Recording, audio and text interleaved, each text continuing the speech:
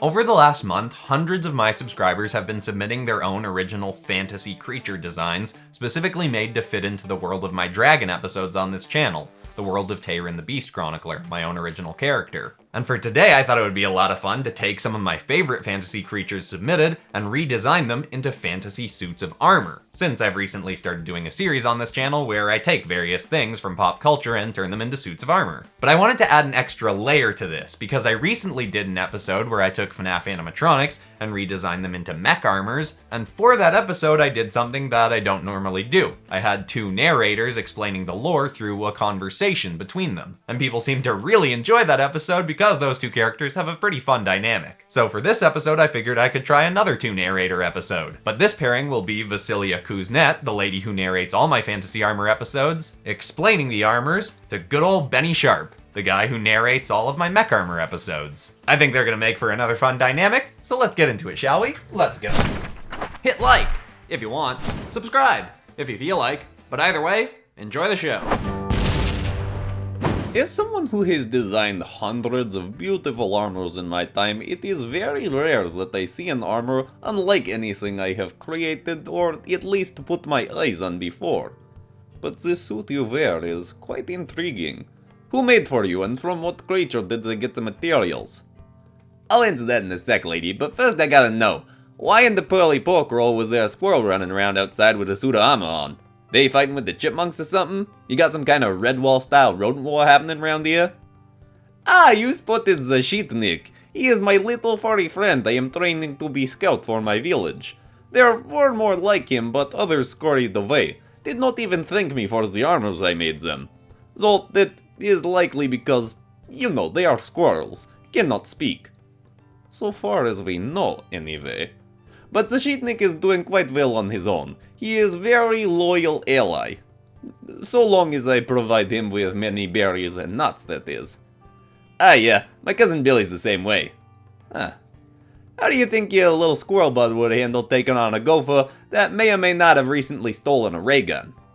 Well, that would depend entirely on what exactly a ray gun is. Ah right, where are my manners? I ain't exactly from around here. Name's Benny Sharp. I'm a buddy of your buddy Tayrin's. Ah, this explains it. I know Tayrin uses his godly abilities to travel to other worlds, and I have often wondered what armors from other worlds would be like. Now my intrigue is piqued even further. So, what kind of world is it where you come from, and who made you this armor? Are you a god as well? Jury's still out on that one. And this beautiful armor right here is all me, lady. 100% Benny Sharp original. And it ain't made from no animals, neither. See, I come from a world where technology has gone way past what you got around here. It's made out of, you know, like computers and stuff. What is, as you say, a computer? Right, I just might have to show you sometime. Would make things a lot easier. But for now, I'm here to see what you got first. My buddy Tayrin's got some pretty sweet looking knight and funky armor style suits, and he says this Vasilia Kuznet lady, who I'm figuring is you, made all of them for him. I wanted to come see him for myself, meet yous and hear about some of your best work, you know, as a fellow armor craftsman. Oh, you want to hear stories. Usually I simply project onto people who come in that they want to hear stories, whether they actually do or not. And they all listen, likely because I am very beautiful and confident woman and they don't want to offend me. Yeah, I get that. Folks tend to listen to me too cause I'm awful pretty looking. Now, what you got for me, lady? Wow me. Well, first I suppose I could show you one I just completed for client. She herself was pretty young, small girl who I assumed came in simply looking for directions, did not exactly look like warrior. Though I see now that it was rude of me to judge. Warriors come in all shapes and sizes. Yeah, that probably should have been obvious to a lady who's got a squirrel knight running around for her. Yes, this is very good point. Anyway, she brought me out of shop to show me that she had carted along with her the hide of a Tesla. Do you have Teslas in your world? No, we got Teslas. Is it something like that?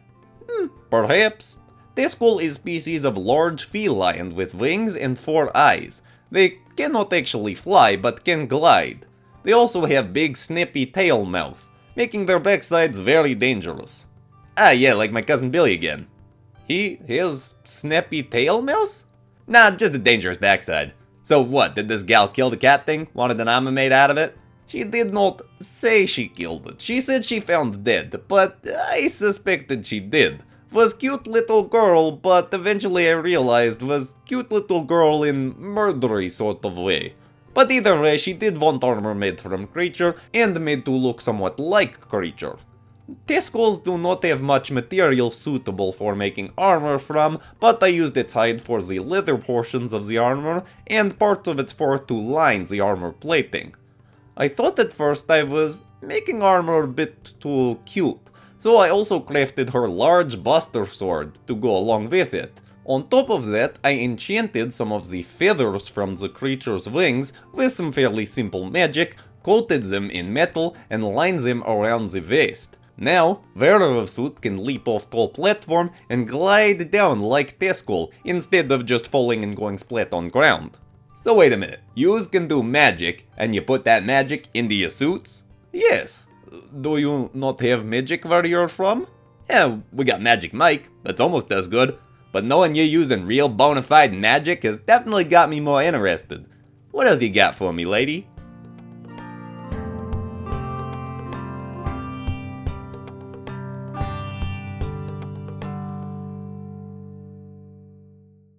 Another armor I made was from Ethereal Maniton.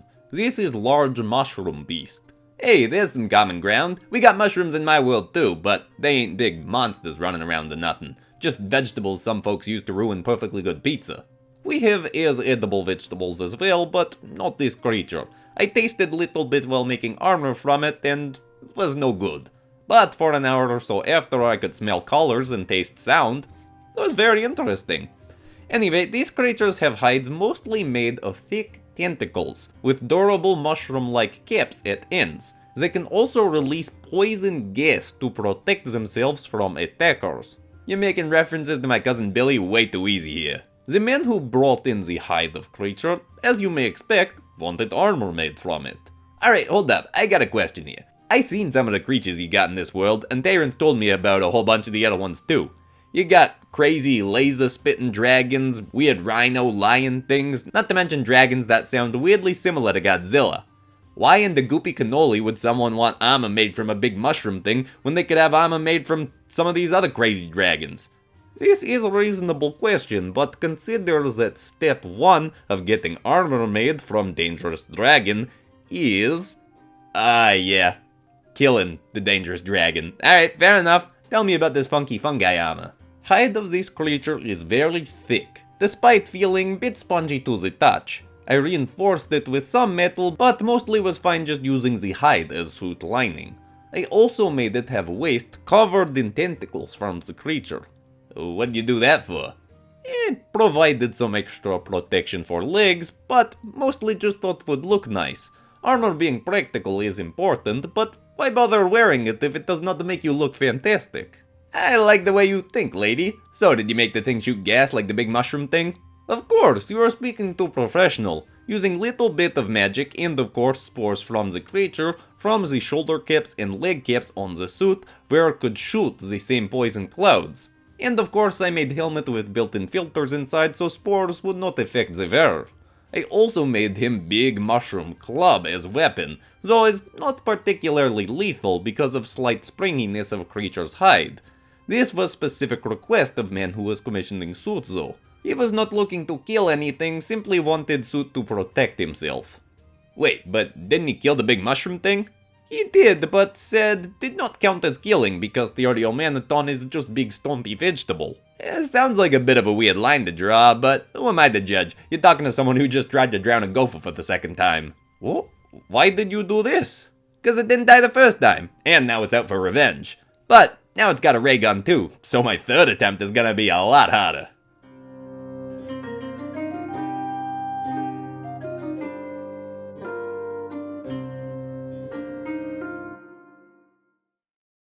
Excuse my rudeness, but I am growing slightly concerned you are not very honorable man. What are you, the morality police or something? Of course not. Legally, I would have to tell you if I was. But why are you attempting to drown cute little animals? Should I not be letting the sheetnik be around you? Look, I'm a work in progress, but I'm getting better. I done some shady stuff, I sold some armors to some bad folks and whatnot, but trust me, if you knew this gopher, you'd be trying to drown it too. Okay, I give you benefit of doubt. I too have accidentally sold some armors to some very dishonorable people before. Yeah, accidentally. Sure, me too. Plus, I respect anyone who is working on themselves. My brother Voslo is currently a recovering honey addict. Whoa, honey must be something different in this world. Back home it's just a sweetener made from bees. Made from bees is not made from bees. Bees make it. You don't know my world, maybe in my world it's made from bees. Fair enough. Is also sweetener here, but Voslo was so addicted he once killed a man who tried to take his honey from him. Was actually around the time I made one of my toughest and, well, busiest armors. Was for this mighty woman with flowing green hair who had slain an amethyst stonehide. You wanted armor made from dangerous dragon? This is that very thing. This beast she killed could absorb energy from any attack laid against it. If other dragons breathed fire or lightning or ice onto it, it could absorb that right into itself to make it more powerful. It could even take a hit from a soaring Saigon. You know what this is? Yeah, my buddy Terrence mentioned them a few times. You made him a sword from one of them, right? I did indeed. Made full suit of armor from it once as well. That sounds awesome. Why don't you tell me about that one? I told this story to someone else recently. Not really in mood to repeat it now. Alright, fine. I'll go back and watch that video later. Video? What does this mean? And don't worry about it. Anyway, these Sora and Saigon things sound like they got a lot of similar looks and powers to a Mech Armor I actually made once. Been noticing a lot of weird coincidences like that in my time jumping around the multiverse. Anyway, what kind of stuff could this suit do? Well, like the creature could, this armor could absorb any attacks that came its way. Other than physical weapons, of course. Then, she could channel that energy through a spear I crafted from the creature's body and fire it back at whoever shot at her in the first place. Or store it and shoot later. That's pretty awesome sound. So, what was so busy about the suit? I may have gone overboard with the crystals on it. Had them coming out of everywhere, the shoulders, head, waist, chest, legs. If she tried to hug someone while wearing the armor, they likely would have parted from hug full of holes. Okay, but I don't think most people buying armors are looking to hug too many folks while wearing them. Was the client happy with it though? She was indeed. Has slain many dragons with it since and rarely gets a scratch on her. Then you done your job right. Busy ain't always bad, some people like over-the-top designs. Plus you can't change it now, so no sense worrying about it. All you can do is move on and do better next time, right? Well put, Mr. Sharp. Maybe you do have honor after all.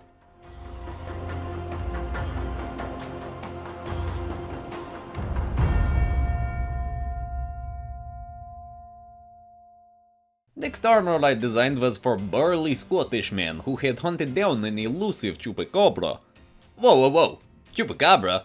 Those Puerto Rican, Mexican monsters that drink goat blood or something? Ah, yes, you have them in your world as well? Nah, I mean, I guess I can't say for sure. They're like an urban legend or something. They might be real, they might not, it's hard to say. Like, Bigfoot. You got Bigfoot here? Oh, we have many creatures with large feet. You'd have to be more specific. Right, yeah, fair enough, I guess. But wait, you said a Scottish guy hunted it down? Why did a Scottish guy want armor from a Mexican monster? Who's to say? I have armor for myself from Japanese creature. I am clearly not Japanese. Oh, really? You ain't? No. Is this what Japanese people sound like in your world?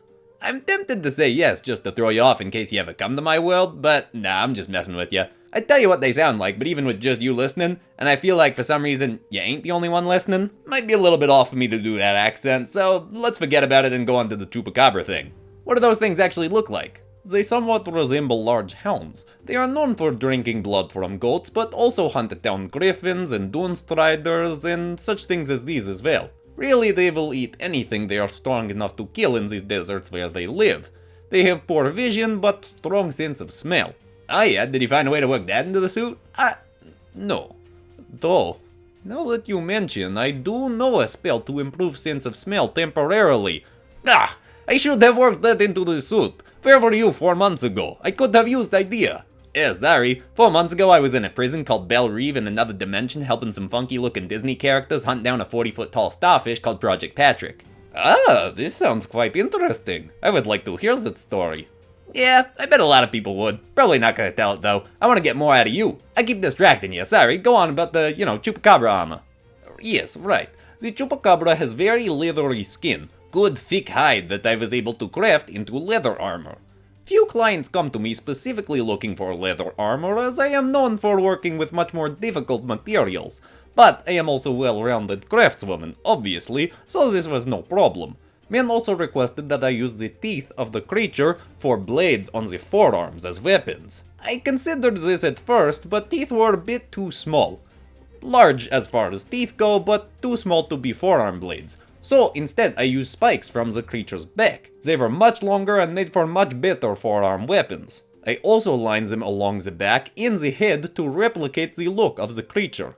Even added a few pops of red in different places on the armor, as the Chupacabra is often found splattered in blood, so is color people often associate with it. Alright, that sounds pretty cool. Did you work any magic into that one too? Not this suit, no. Though I had originally added hump on back that could hold water, as the Chupacabra can store water in a hump on its back similarly to a camel, but Scottish man thought on the suit it looked silly and requested I remove. Admittedly, he was right, did look a bit odd, but would have been very useful if he was going back to explore desert more. Yeah, well that's how it goes sometimes, the customer's always right, am I right? I say no. Sounds like something that would be good to say in front of client, but also definitely not true. I respect my clients, but their ideas are not all good. Yeah, fair enough, I guess I'd have to agree with you on that one.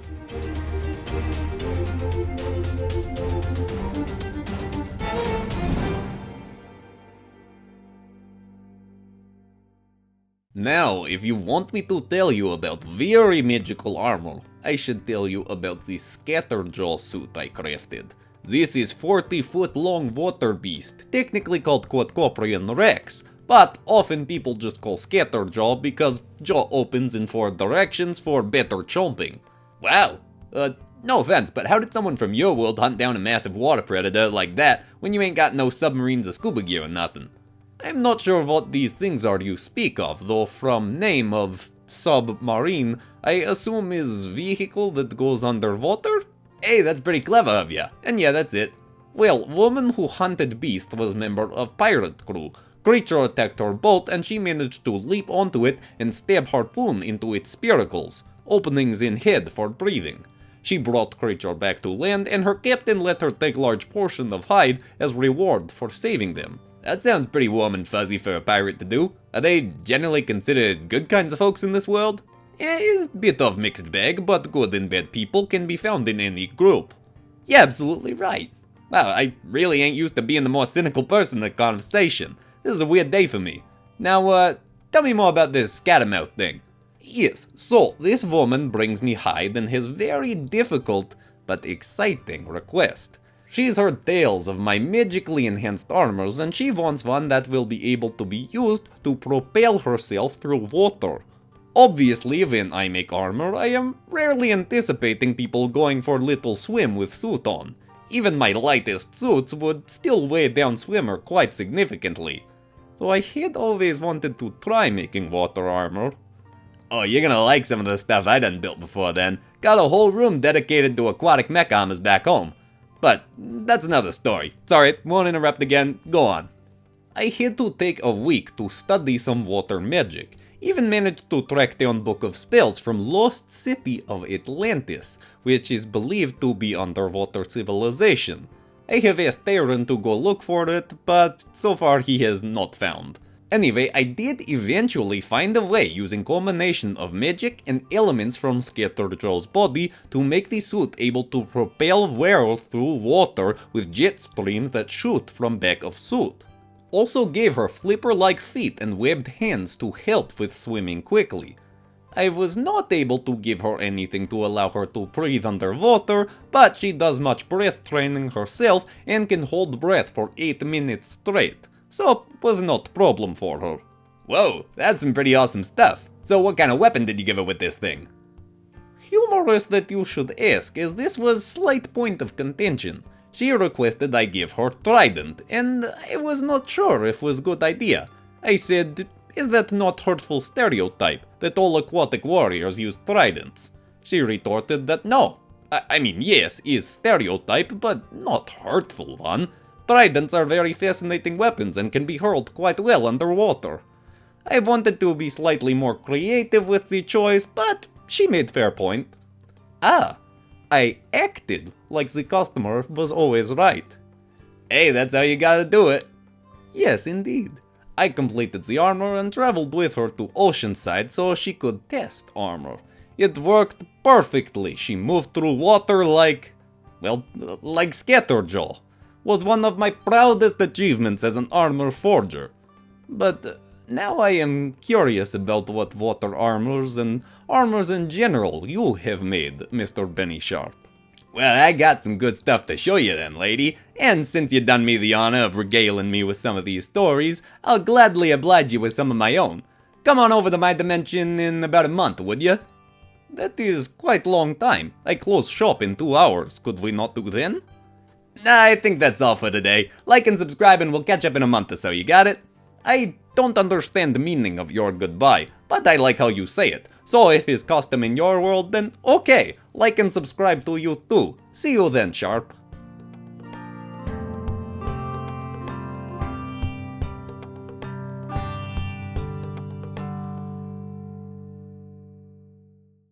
I am very excited to have this as the background for the next month. That was a really fun community redraw to do.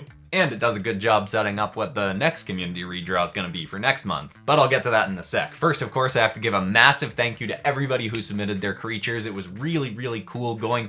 I feel like I say the same thing in every community redraw, but it really was so much fun going through everyone's original creature designs. It was very tough to pick who I was going to turn into armors because so many of those creatures would have made awesome fantasy armors. And of course, specific thank you and shout out to the people that I picked for this episode. Cool Player, Jack Megaraptor, Melius Griffin, Onyx Wolf Reaper 21, and William DeWeese. You all gave me some awesome fuel for this episode. By the way, if you're new to the channel and you want to see other Fantasy Armor episodes, there's 3 others in this series so far, and there's going to be more to come. Maybe in those ones I'll have her explaining the armors to Benny Sharp in the future as well, because this was really fun to write. Will depend what you all thought of it. But now, of course, I gotta tell you what the next community redraw is gonna be, and it's going to be something kinda like this, but with mech armors. I want all of you that are interested in submitting to send in your own original sci-fi or apocalyptic vehicle. You can make it a futuristic spaceship, or a submarine, or flying car, or Mad Max style car, some kind of cool motorcycle thing, just anything in that sort of realm. I want you to send in 2 drawings of the same vehicle, and then a pilot or driver design as well. And that pilot or driver is going to be the person that I'm going to design the mech armor around based on the vehicle you submit. And of course, I'm gonna have Benny Sharp explaining those mech armors to Vasilia Kuznet as a sequel to this episode. Very excited to see what you all submit. I'll put a deadline on screen and all that. You can submit to Discord or email, both of which are linked in the description of this episode and in the description of every episode. And I hope you've all got your creativity flowing. But besides that, that's all for today, except of course for ending this video as I always do on some kind of positive or uplifting note. And the thought I want to leave people with today is a quote I read recently from Xavier Dogba. Or he posted it, I don't know if it's his quote. But either way, it's that sometimes letting people be wrong about you without giving into the impulse to explain yourself is self-care. Wasting a bunch of time trying to convince people that you're good often isn't really worth it. You could just use that time to actually be good. I hope that's helpful to someone out there. Thank you so much for watching, everybody. I love you all, and I'll see you all in the next episode on Friday. Goodbye.